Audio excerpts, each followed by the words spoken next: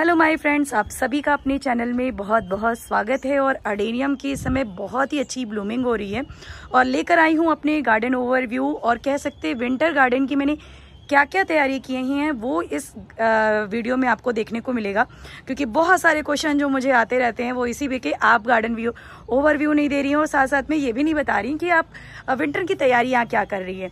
तो देखिए, सबसे पहले तो जो इस टाइम है ये अडेनियम बहुत ही अच्छे से ब्लूमिंग कर रहे हैं। और इसमें जो अब आपको ध्यान देने वाली बात है, अभी रेनी सीजन जैसे बहुत जगह पे चल ही रहा है, हमारे यहाँ तो बहुत ही गर्मी है, बारिश का आता पता नहीं है, एक आध बूंद कभी कभी आ जाती है तो आ जाती है। अगर आपके यहाँ बारिशें काफ़ी ज़्यादा हैं तो फंजीसाइड का स्प्रे वीक में एक बार ज़रूर करते रहिए। और देखिए, बहुत ही अच्छे अच्छे से कलर इस समय खिल रहे हैं और अगर सीड पॉट तैयार हैं तो आप सीड भी लगा सकते हैं। तो मैं भी आपको दिखाऊंगी, मैंने भी बहुत सारे सीड्स लगाए हुए हैं और मुझे गमले की बड़ी कमी है तो मैंने देखिए इसी में ये लगा दिए। ये ओबेसम नहीं है, ये सारे अबेरकम वैरायटी हैं और आपको जो थोड़ा सा जानते होंगे अडेनियम को, उनको सीड देख के ही पता लग गया होगा। और ये देखिए, एक ये मल्टी ग्राफ्टिंग वाले पे देखिए ये सीड पॉड और ये सीड पॉड और इसका फूल ऐसा कुछ होता है। तो बहुत ही अच्छे से अडेनियम अभी चल रहे हैं। और अगर अभी तक आपके अडेनियम में आपने फर्टिलाइज़र नहीं दिया है तो उनको फर्टिलाइज़र भी देना है, क्योंकि अक्टूबर मंथ और नवंबर 1st to 2nd वीक जो है इनका काफ़ी अच्छे से ब्लूमिंग का समय होता है। तो इसलिए अभी आप इनको फर्टिलाइज़र दे दीजिए और इनकी थोड़ी सी गुड़ाई कर दीजिए, जो कि मैंने कर ली है। और साथ साथ में देखिए इस तरीके के स्पेंड फ्लावर भी आपको निकालते रहना है। तो यहाँ पे बहुत ही अच्छी सी ब्लूमिंग है इधर, ये देखिए। और ख़ास करके स्पेशली इस वाली वैरायटी में अगर आप देखिए तो बहुत ही अच्छी सी ब्लूमिंग है। पूरा प्लांट अगर मैं आपको सेंटर में रख के दिखाऊँ ना तो बहुत ही ह्यूज अमाउंट में इनमें कलियाँ और हमारे जो हैं फ्लावर्स हैं। तो काम भी हो रहा है और बहुत सारे अस्त व्यस्त पड़ा है, क्योंकि हमारे यहाँ इधर में जो सड़क बनने की वजह से जो टूटा है वो एरिया, तो इस वजह से भी बहुत डिस्टर्बेंस है। तो यहाँ पे मेरे कम एज वाले सारे प्लांट हैं और इसमें भी देखिए जो मैंने ग्राफ्टिंग करी थी ये कितनी खूबसूरत तरीके से ब्लूम हुआ है। और ये मैंने नया जो प्लांट बाय किया था, ये देखिए बिल्कुल गुलाब की जैसे लग रहा है। कैलकाटा जो 300 आता है, लुक लाइक थोड़ा सा सिमिलैरिटी है उससे। तो ये भी बहुत ही खूबसूरत लग रहा है। ये मेरी ग्राफ्टिंग है, ये देखिए। और ये क्योंकि मेरे पास काफ़ी प्लांट थे तो इसी से मैंने ग्राफ्ट किया था। और इधर में सारे में मतलब ब्लूमिंग बहुत अच्छी है अडेनियम में। तो जिनमें नहीं है आप चाहें तो उनको अभी फर्टिलाइज़र दे दीजिए। और अगर आपके यहाँ बारिशें हो रही हैं तो आप जो है फंजीसाइड का स्प्रे कर सकते हैं। तो यहाँ पे ये हमारे हो गए ओबेसम और जो ग्राफ्टेड वैरायटी हैं वो। और यहाँ पे सारे हमारे अबेरकम वैरायटी रखे हैं, मैं आपको दिखाती हूँ। तो ये देखिए इसमें भी हमारे सीड बने हैं, ये देखिए इस तरीके से। देखिए यहाँ पर ये हमारे अबेरकम वैरायटी हैं और ये देखिए कुछ थाई सोको हैं, कुछ ब्लैक वाले हैं। और सबसे पुराना एलिफेंट फुट जिसको बोलते हैं वो ये देखिए बहुत ही बड़ा है, मेरे हाथ से भी बहुत बड़ा है ये। तो इनमें इनका जो ब्यूटी होती है वो इनके कॉडेक्स से ही होती है। और ये देखिए ये कितना ज़्यादा, ये एक ही प्लांट है और इसमें ब्लूमिंग बहुत अच्छी है, ये देखिए। और यहाँ पर तो अब चलिए मैं आपको दिखाती हूँ। यहाँ पर तो ये हो गई हमारी जो अभी ब्लूमिंग हो रही है। और इसी के साथ में देखिए मैंने कुछ गुलदाउदियाँ जो कटिंग मेरी तैयार हो गई थी तो वहाँ पे देखिए वो मैंने लगाई हुई हैं। अभी मैं दिखाती हूँ पास से आपको। ये देखिए गुलदाउदियों को मैंने कुछ इस तरीके से ट्रांसप्लांट किया और ऊपर भी दिखा रही हूँ। तो सारे गमले अभी मैं स्टरलाइज करने के लिए सारी मिट्टियाँ मैं निकाल रही हूँ और इसके बाद इनको स्टरलाइज करूँगी। तो वो अभी आपको नीचे वाले गार्डन में दिखाती हूँ। तो ये देखिए मैं सबसे ऊपर वाले टेरेस पे आ चुकी हूँ और आपको पता है ये मेरा नर्सरी एक तरीके से है जहाँ पे मैं अपने पौधों को तैयार करती हूँ। तो मैंने बहुत सारी कटिंग्स लगाई थी गुलदाउदियों की। तो ये जो 2 ट्रे देख रहे हैं इनकी अभी कटिंग पूरी तरीके से मैच्योर नहीं हो पाई है, क्योंकि ये सबसे लास्ट में लगी हुई हैं। और सारी तो मैंने देखिए निकाल ली हैं, लगा ली हैं। तो जो आपने नीचे देखे थे वो मैंने ऐसे ही लगाई हैं कि उनको मुझे रैंडमली बस लगानी है। अब आप जो ये स्टिक देख रही हैं, यहाँ पे ये एक वैरायटी है, यहाँ से ये एक वैरायटी है, यहाँ से ये एक वैरायटी है।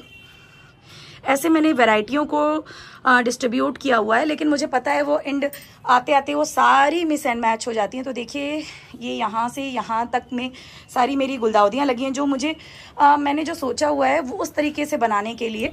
तो ये गुलदाउदियाँ मेरी सेलेक्टेड गुलदाउदियाँ हैं जो सबसे अच्छी से ग्रो हुई थी, उनको मैंने यहाँ पे लगाया हुआ है। तो लेकिन अभी भी बहुत सारी गुलदाउदियाँ हैं जो मैं कुछ तो अपने नेबर्स में और कुछ अपने रिलेटिव्स में देने वाली हूँ।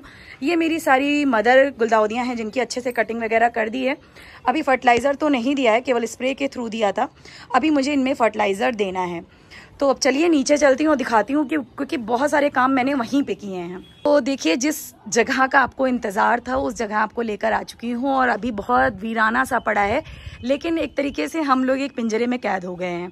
और ये ऐसा मैं क्यों कह रही हूँ, क्योंकि बंदरों का आतंक हमारे यहाँ इतना ज़्यादा हो चुका था कि मुझे ये जाल लगवाना ही पड़ा। जितने भी मेरे प्लूमेरिया के प्लांट थे वो जानते हैं कितने स्टेम उनके नाजुक होते हैं, हर दिन वो तोड़ रहे थे। जो भी प्लांट पाते थे गुड़हल के वो तोड़ देते थे, और मतलब फ्लावर खाएं तो खाएं, लेकिन वो इस तरीके से डिस्ट्रॉय कर रहे थे कि कुछ कहना ही मेरे लिए बहुत वो था। मेरी इवन बुगनवेलिया का पूरा गमला उन्होंने कई बार तोड़ा हुआ है। तो अभी जो मैं बात करूं तो इसी वजह से बहुत डिस्टर्बेंस थी, क्योंकि अगर आप किसी को काम दीजिए तो वो कितने दिन में ख़त्म करेंगे कुछ भी नहीं पता। ये इन्होंने ख़त्म करने में 3 महीने लगा दिए। एक दिन आते थे, 4 दिन बैठते थे, फिर एक दिन आते थे, कहीं सामान ख़त्म, कहीं कुछ ख़त्म, कभी बहुत तेज़ धूप, कभी बारिश। तो इसकी वजह से ये पूरे मुझे 3 से 4 महीने लग गए इनको पूरा कंप्लीट कराने के लिए।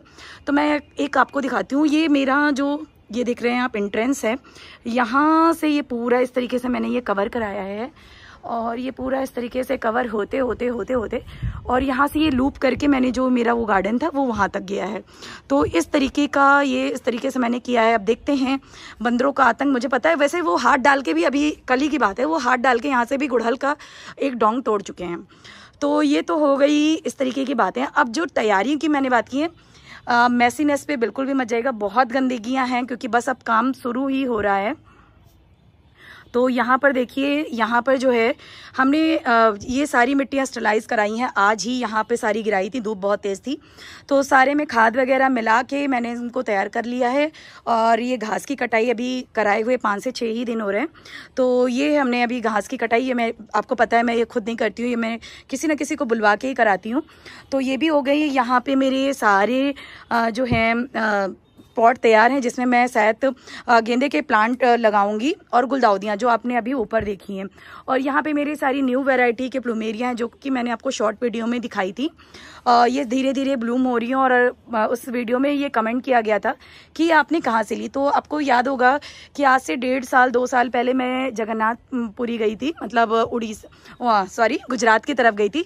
तो वहाँ पे मैंने आपको एक विजिट कराई थी, स्टॉल टाइप का लगा था, शायद फ्लावर शो था। तो वहाँ पे जब मैं गई थी वहीं से मैंने ये कटिंग ली थी। छोटे छोटे से प्लांट थे, क्योंकि मुझे नहीं लग रहा था ये सरवाइव करेंगे। 4 प्लांट थे, तो उन्हीं से ये देखिए ये सारे प्लांट तैयार हुए हैं।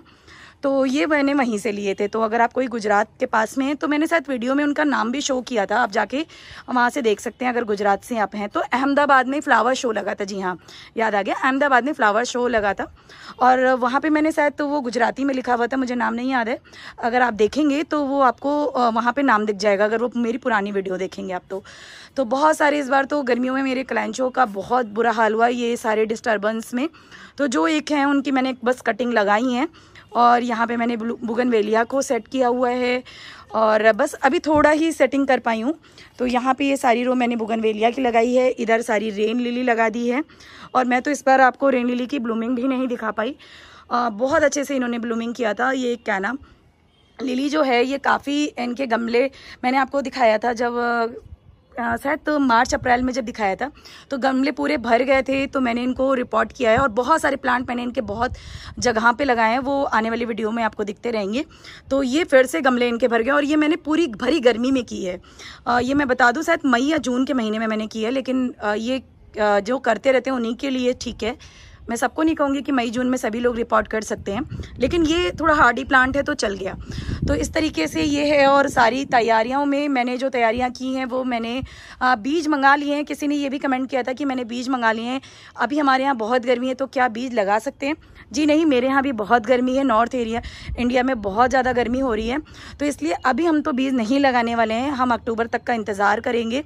और मैं तो उस समय का इंतज़ार करती हूँ ना जब आपके यहाँ वो कोकोनट ऑयल हो और वो रूम टेम्परेचर पे अगर जमने लगे, तो ही मैं अपने रोज़ प्लांट की कटिंग करती हूँ और तो ही मैं सीड्स लगाती हूँ, क्योंकि उससे पहले लगा देने का मतलब होता है मेरे सीड्स ख़राब हो जाते हैं।